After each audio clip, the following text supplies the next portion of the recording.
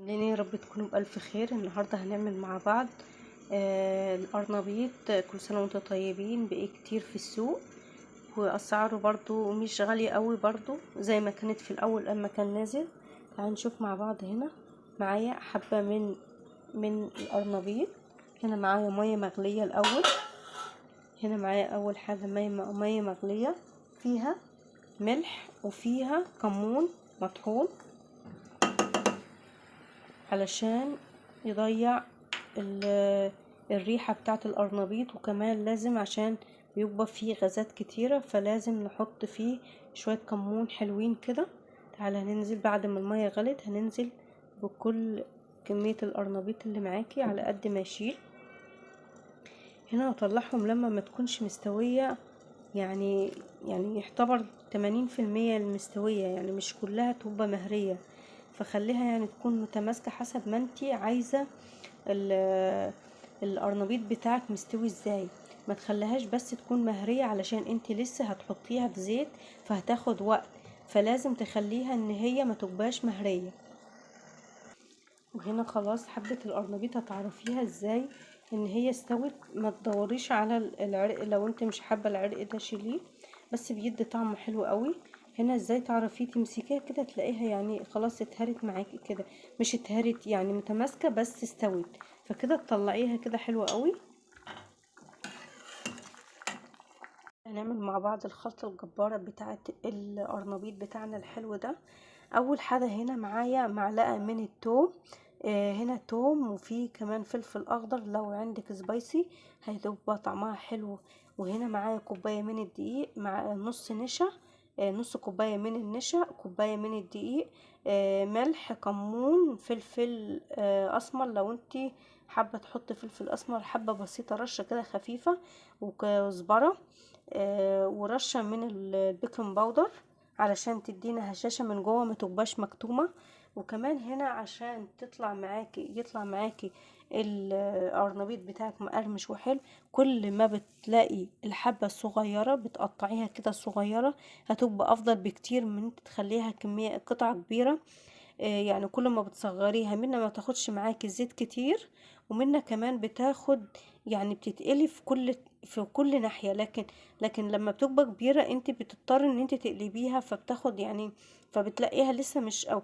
لكن لما كل ما بتصغري الحجم كده، كل ما بتبقى صغيرة الحجم كل ما بيبقى افضل بكتير، من بتاخد تسوية كاملة وبتلاقيها مقرمشة وحلوة قوي، وبتطلع كلها لون واحد علشان الزيت بيبقى في كل اتجاه، عشان هي كده صغيرة خالص كده فحلو قوي. كل ما بتصغري زي ما احنا قلنا كده القرنبيط فبيبقى افضل بكتير. تعال نشوف كده الخلطة مع بعض. هنا المعلقة التوم الكبيرة هنزل كده بكوباية من المية، وهنزل كده بكل الخليط بتاعنا،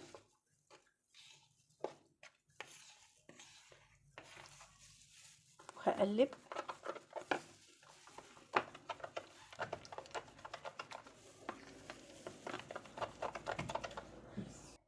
هنا خلاص معايا الخليط، شايفين زي الطحينة، ولا تقيل ولا خفيف، يعني متوسط.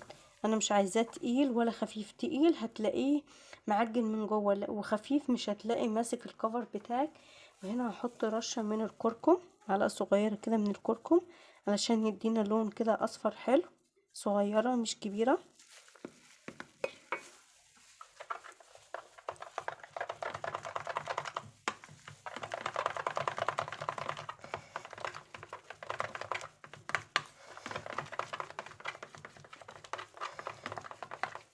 هنا كده خلاص الخلطة جاهزة معانا. خلطة ريحتها حلوة قوي. عايزة تحطي اي خضرة براحتك، ممكن تحط شوية من الشبت، بيدي ريحة حلوة الشبت كده. الشبت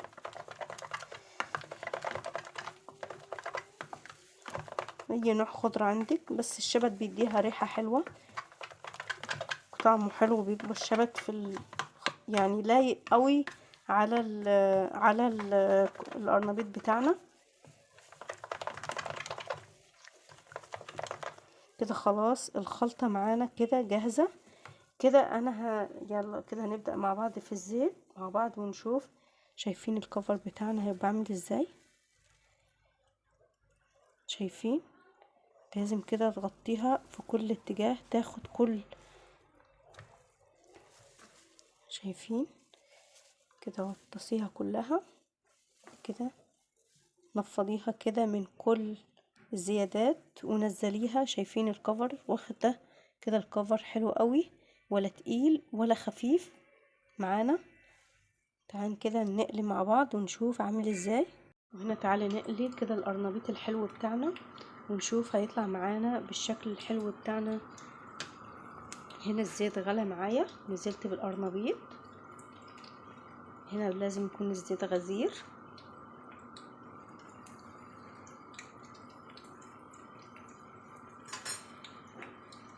خلاص بعد ما خلصنا القرنبيط الجميل بتاعنا، شايفين اللون حلو قوي وشكله حلو قوي. شايفين كل ما بتبقى صغيره زي ما احنا قلنا هتطلع معاكي مقرمشه وحلوه قوي.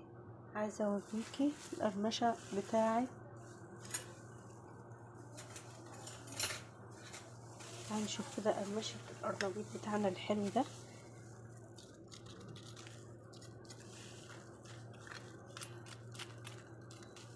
تعالوا كده نقصر واحده قدامكم.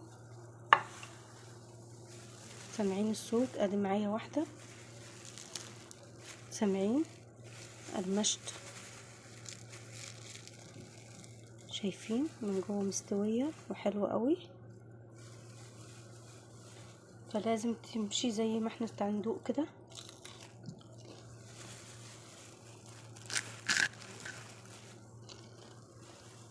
تحفه. هنا العامل الاساسي بتاعنا قلنا النشا.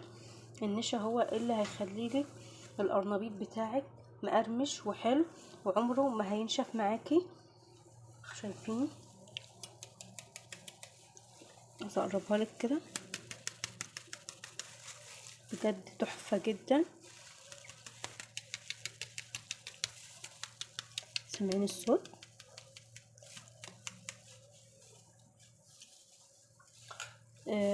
بتمنى كده يعجبكم وتجربوه بنفس الطريقة اللي احنا قلنا عليه، ومش مكلف زي ما كنا الاول كنا بنحط بالخمس ست بيضات. دلوقتي من غير اي بيض، اقتصادي وحلو قوي وطعمه حلو. في ناس ممكن اللي بيبقى كمان بالبيض كان في ريحة، ممكن تبقى ريحة زفارة، فممكن الواحد بيبقى مش، لكن ده طعمه حلو ومن غير زفارة ولا اي حاجة، لان احنا محطنش بيض ولا اي حاجة.